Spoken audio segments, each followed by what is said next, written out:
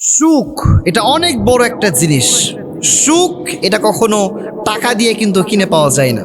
মাথায় রাখবেন, টাকা থাকলে জাজিম কিনা যায়, বালিশ কিনা যায়, কিন্তু কখনো ঘুম কিনা যায়?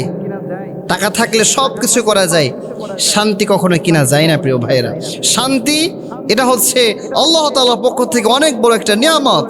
আজকাল আপনি খেয়াল করবেন, মানুষের ভিতরে মানসিক শান্তি এটা কোনো অস্তিত্ব নাই। সবাই আমরা মানসিকভাবে ডিপ্রেসড, সবাই আমরা অশান্তির মধ্যে আছি। কিভাবে আমরা নিজেদেরকে প্রশান্ত করতে পারবো, কিভাবে আমরা মানসিক শান্তি খুঁজে পাবো, আজকে আমি জাস্ট 5টা আমলের কথা বলবো। সবাই বলেন তো ভাই কয়টা? দিন দিন যে আমরা মানসিক সুখ হারিয়ে ফেলছি, মানসিক শান্তি হারিয়ে ফেলছি, যদি আমরা এই 5টা আমল করতে পারি, আল্লাহ তাআলা আমাদের জীবনে মানসিক সুখ দান করবেন। সুবহানাল্লাহ পড়েন। 1 নাম্বার যে আমলটা করবেন সেটা হচ্ছে আল্লাহর জিকির করবেন। আল্লাহ তাআলা বলছেন, আলা বিযিকরিল্লাহি তাতমাইন্নুল কুলুব। যখন কোনো অসুস্থ হৃদয় আল্লাহর জিকির করা শুরু করে দেয়, তখন ওই হৃদয়টাকে উজ্জীবিত করে দেন একজন, তিনি কে? আবার নবীজি বললেন, আল্লাহ তাআলার কাছে 4টা কালেমা সবচেয়ে শ্রেষ্ঠ কালেমা। এই 4টা কালেমা দিয়ে জিকির করলে জিকিরগুলোকে কবুল করবেন একজন, তিনি কে? 1 নম্বরে সুবহানাল্লাহ, 2 নম্বরে আলহামদুলিল্লাহ, 3 নম্বরে লা ইলাহা ইল্লাল্লাহ, 4 নম্বরে আল্লাহু আকবার। এই 4টা কালেমা দিয়ে যদি আপনি জিকির করতে পারেন, আপনার জিকিরগুলোকে কবুল করবেন একজন। সবাই আওয়াজ দিয়ে বলেন তো তিনি কে? তাহলে 1 নাম্বার মানসিক সুখ পাওয়ার জন্য যে আমলটা করবেন সেটা হচ্ছে জিকিরের আমল। বেশি বেশি জিকির করবেন। মানুষ যখন গুনাহের কাজ করে, মানুষের যে কলব আছে, এই কলবটা মানুষের শুরুতে ছোটতে একেবারে দুধের মতো সাদা ফটফটে থাকে। এরপর মানুষ যখন গুনাহের কাজ করা শুরু করে দেয়, ওই সাদা ফটফটে কলবের উপরে একটা একটা করে কালো দাগ পড়া শুরু করে।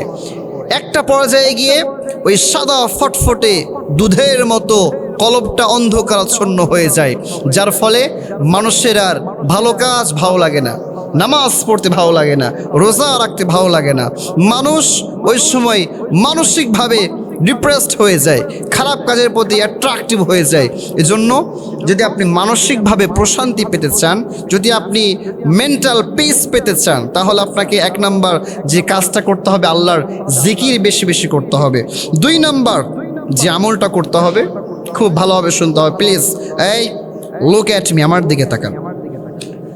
তাহাজ্জুদের নামাজটা মিস করা যাবে না। তাহাজ্জুদের নামাজ এটা অনেক গুরুত্বপূর্ণ একটা আমল। যে বান্দা তাহাজ্জুদের নামাজ পড়তে পারে, আল্লাহ তাআলা তাকে একটা অন্যরকম প্রশান্তি দান করে দেন। সুবহানাল্লাহ পড়েন। এখন অনেকে বলবে, হুজুর 5 ওয়াক্ত নামাজই তো পড়া হয় না, বিশেষ করে ফজরের সময় তো উঠতে পারি না, তাহাজ্জুদ তো বহুত দূর কি বাত হয় প্রিয় ভাইরা, ঠিক আছে কিনা বলেন?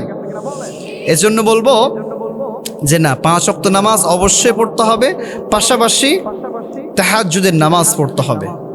এবং এই নামাজ আপনি মানুষকে দেখানোর জন্য নয়, এই নামাজ পড়বো আমরা একজনকে দেখানোর জন্য, তিনি কে?